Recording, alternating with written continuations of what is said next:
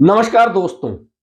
कांग्रेस में दिल्ली में हलचल बहुत तेज हो चुकी है और संगठन में बदलाव की यह प्रक्रिया बहुत जल्दी शुरू हो जाएगी। फिलहाल दिल्ली विधानसभा का चुनाव चल रहा है। उस चुनाव के बाद में बहुत सारे आमूलचूल फेरबदल कांग्रेस संगठन में देखने को मिलेंगे। दो कारण हैं कांग्रेस संगठन में बदलाव को लेकर। पहला कारण यह है कि लंबे समय से कांग्रेस लगातार बहुत सारे प्रदेशों में चुनाव हारती जा रही है। ऐसे में अवश्यंभावी है कि उन प्रदेशों में बहुत बड़े बदलाव देखने को मिले। इसके अलावा सबसे महत्वपूर्ण कारण राष्ट्रीय स्तर पर कांग्रेस में बदलाव का यह है कि इंडिया गठबंधन टूटने के कगार पर है। और जब इंडिया गठबंधन टूटने के कगार पर है, सहयोगी दलों की भाषा बदल चुकी है और वे बिना कांग्रेस के चुनाव लड़ने को तैयार हैं, तो फिर राष्ट्रीय स्तर पर पार्टी ऐसे नेताओं को खड़ा करने का प्रयास करेगी जो अलग अलग प्रदेशों में प्रभावशाली भी हों और जो सहयोगी दल साथ छोड़ रहे हैं उन सहयोगी दलों की ताकत कम करके कांग्रेस की ताकत में इजाफा कर सके। ऐसे नेताओं को कांग्रेस राष्ट्रीय स्तर पर मौका देने वाली है। अब बहुत सारे प्रदेशों के बहुत सारे नेता इस लाइन में लगे हैं, लेकिन चूंकि राजस्थान की बात की जाए तो राजस्थान में जो नेता इस लाइन में सबसे आगे नजर आ रहे, हालांकि राजस्थान के बहुत सारे नेता राष्ट्रीय स्तर पर हमेशा से सक्रिय रहे हैं और कांग्रेस के राष्ट्रीय संगठन में हमेशा अपना स्थान बनाकर रखा है और बहुत सारे नेता राष्ट्रीय स्तर पर कांग्रेस के काम के काबिल साबित हुए हैं। अब इस लाइन में फिलहाल जो स्थिति है अभी, उसमें पूर्व मुख्यमंत्री अशोक गहलोत का नाम बार बार आ रहा है कि अशोक गहलोत राष्ट्रीय स्तर पर इस समय कांग्रेस के लिए मजबूती और मजबूरी दोनों है। मजबूरी इसलिए है कि अशोक गहलोत 50 साल की राजनीतिक सक्रियता के दौरान बहुत सारे प्रदेशों के प्रभारी रहे हैं। बहुत सारे अन्य दलों के नेताओं के साथ में उनके अच्छे संबंध रहे हैं और पुराने जितने भी नेता हैं कांग्रेस के, उनके साथ भी उनके संबंध है। तो नए नेताओं के साथ भी बहुत सारों के साथ में सामंजस्य, हालांकि कुछ नेता ऐसे भी हैं जो पूर्व मुख्यमंत्री अशोक गहलोत को पसंद नहीं करते। ये दोनों तस्वीर है और सबसे बड़ी बात यह है कि अशोक गहलोत राजनीतिक मैनेजमेंट के मास्टर हैं। ऐसे में कांग्रेस संगठन का जो बड़ा बदलाव होगा उसमें पूर्व मुख्यमंत्री अशोक गहलोत एक महत्वपूर्ण पद पर आएंगे, लगभग यह तय माना जा रहा है। ऐसी स्थिति में राजस्थान में क्या बदलाव होगा, तो एक चीज तो बहुत स्पष्ट है कि पिछले दिनों आपने देखा होगा कि राजस्थान के प्रभारी सुखजिंदर सिंह रंधावा के साथ में प्रदेश कांग्रेस के अध्यक्ष गोविंद सिंह डोटासरा और नेता प्रतिपक्ष टीकाराम जूली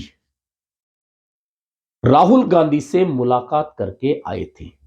अब जब यह मुलाकात इन दो नेताओं की प्रभारी के साथ हुई है तो मुलाकात बेवजह अनावश्यक तो नहीं होगी। निश्चित है कि इस मुलाकात के बाद में कुछ ना कुछ निकला होगा। तो निकला यह है और संभावना यह है कि प्रदेश कांग्रेस अध्यक्ष पद पर फिलहाल गोविंद सिंह डोटासरा काम करते रहेंगे। सिर्फ काम नहीं करते रहेंगे बल्कि अपनी मर्जी से अब टीम में बदलाव भी कर सकेंगे। दरअसल कांग्रेस में एक समस्या बहुत है संगठन की कमजोरी की, कि विधायक और विधायक उम्मीदवार उस क्षेत्र का मालिक हो जाता है, संगठन का भी, सरकार आए तो सरकार का भी। और यह प्रॉब्लम है, इससे आम कार्यकर्ता संगठन में स्थान नहीं पा सकता जब तक कि वह विधायक का या विधायक प्रत्याशी का कृपा पात्र नहीं हो। ऐसी स्थिति में अब हो सकता है आने वाले दिनों में बहुत सारे क्षेत्रों में विधायक की मर्जी के बिना भी बहुत सारे पार्टी के पदाधिकारी बनाए जाए या देखे जाए कि संगठन स्तर पर बिना विधायक और बिना विधायक प्रत्याशी की परमिशन के बहुत सारे ऐसे कार्यकर्ताओं को मौका संगठन में मिले जो मजबूती से पार्टी का काम करते हैं बजाय किसी नेता विशेष का। यह महत्वपूर्ण बात जो निकल कर आ रही है, और अगर ऐसा होता है तो निश्चित मानिए कांग्रेस संगठन के लिए यह बहुत बड़ी बात होगी, क्योंकि नेता विशेष के लिए काम करने वाले लोग उस नेता के पद से उतरने के बाद साइडलाइन हो जाते हैं और संगठन वहां कमजोर हो जाता है। ऐसे में यह बदलाव राजस्थान में देखने को मिल सकता है। अब राजस्थान के और कौन नेता हैं जो महत्वपूर्ण स्थान पर आ सकते हैं? अब इनमें से हरीश चौधरी का नाम भी प्रमुखता से लिया जा रहा है, और हरीश चौधरी का नाम इसलिए लिया जा रहा है कि हरीश चौधरी के भी दिल्ली में दोस्त बहुत हैं, यानी कि पार्टी संगठन में दोस्त बहुत हैं, और राहुल गांधी के साथ भी उनके पुराने संबंध रहे हैं। राहुल गांधी की टीम में वे लगातार काम कर चुके हैं। हाल ही लोकसभा चुनाव में 6 राज्यों में स्क्रीनिंग कमेटी का जिम्मा दिया जाना इस बात का सबूत है कि हरीश चौधरी पर कांग्रेस संगठन, राहुल गांधी विश्वास करते हैं। भंवर जितेंद्र सिंह लंबे समय से केंद्रीय संगठन में काम कर रहे हैं, और वे भी राहुल गांधी और 10 जनपद परिवार के बेहद नजदीकी नेताओं में माने जाते हैं। ऐसे में उनका स्थान भी लगभग राष्ट्रीय टीम में तय माना जा रहा है। अब बात करें सचिन पायलट की। सचिन पायलट फिलहाल पार्टी के महासचिव बने हुए हैं।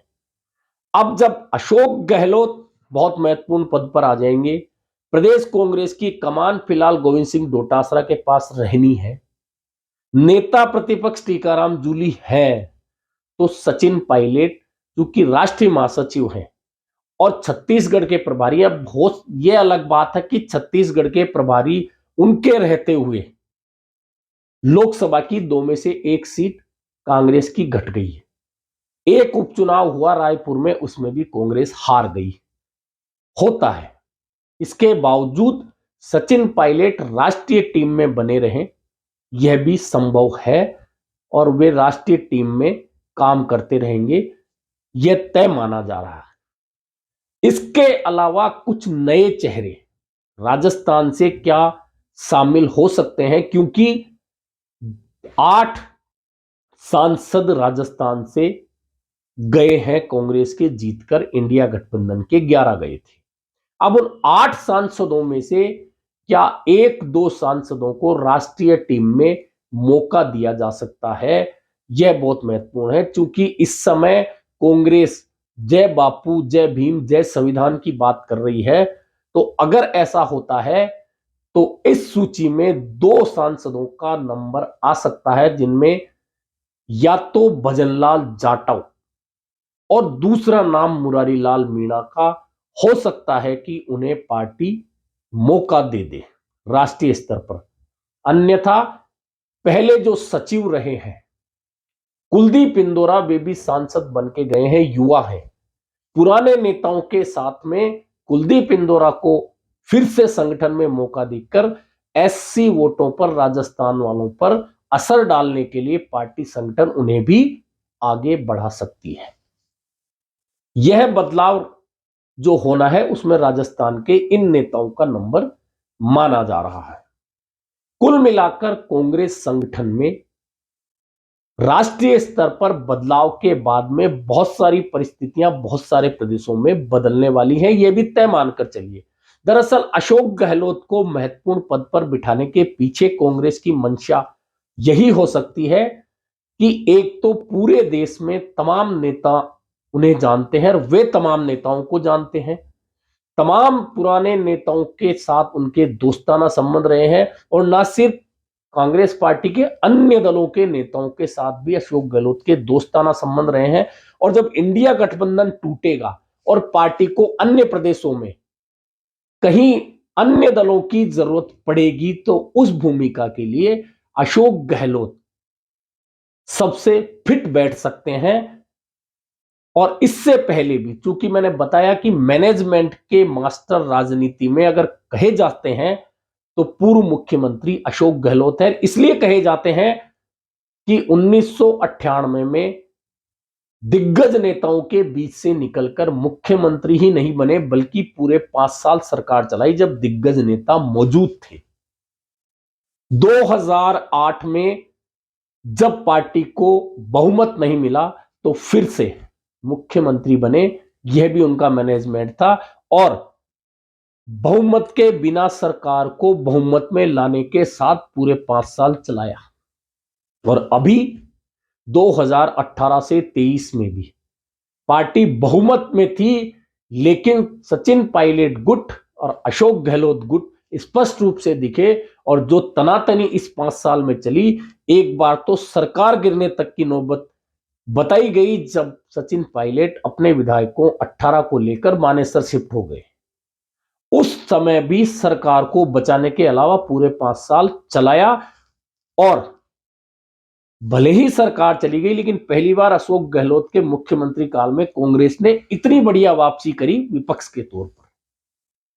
ऐसे में मैनेजमेंट के मास्टर अशोक गहलोत हैं, और अब दिल्ली को ऐसे ही मैनेजमेंट के मास्टरों की जरूरत है जो अशोक गहलोत जैसे नेता हैं। इसके अलावा यह भी तय है कि पूर्व मुख्यमंत्रियों में भूपेश बघेल को भी जिम्मेदारी दिल्ली देगी। हालांकि कमलनाथ जो मध्य प्रदेश के पूर्व मुख्यमंत्री रहे हैं, वे एक तरह से इन दिनों राजनीतिक निर्वासन में हैं, और ना वे किसी कार्यक्रम में नजर आते हैं, ना उनके कोई बयान नजर आते हैं। ऐसे में वे निर्वासन किसी स्थिति में नजर आते हैं। इसके अलावा अन्य प्रदेशों की बात करें तो भूपेंद्र सिंह हुड्डा फिलहाल हरियाणा की राजनीति में बैठे हैं, लेकिन हरियाणा में हार के बाद और बढ़ती उम्र के बाद उनके लिए बहुत ज्यादा रास्ते नहीं बचे हैं। ऐसे में वे चाहेंगे कि उनके पुत्र अच्छी राजनीतिक पोजीशन में रहें, ताकि आगे चलकर उनका भविष्य उज्जवल बना रहे। ऐसे में कांग्रेस की राजनीति में, चूंकि दक्षिण भारत के बहुत सारे नेता अभी सक्रिय हैं, चाहे अध्यक्ष मल्लिकार्जुन खड़गे की बात करें, संगठन महासचिव केसी वेणुगोपाल की बात करें, वहां कांग्रेस अपेक्षाकृत मजबूत भी है, लेकिन उत्तर भारत में कांग्रेस कमजोर हो चुकी है। ऐसे में दिल्ली, हरियाणा, पंजाब, राजस्थान, उत्तर प्रदेश, उत्तराखंड, ये जो प्रदेश है, मध्य प्रदेश, इन प्रदेशों के नेताओं को कांग्रेस संगठन में महत्वपूर्ण स्थान देकर पार्टी चाहेगी कि उत्तर भारत में उसका पुराना जो पावर था वह वापस आए, और पार्टी एक बार फिर पूरे देश में बिना इंडिया गठबंधन के भी खुद के पैरों पर खड़ी हो पाई। ऐसे में देखना महत्वपूर्ण होगा कि दिल्ली चुनाव के बाद में होने वाला यह फेरबदल पार्टी संगठन में किन नए चेहरों की एंट्री कराता है और किन पुराने चेहरों को फिर से स्थापित करता है। अभी के लिए इतना ही, फिर मिलेंगे नए मुद्दे पर चर्चा के साथ।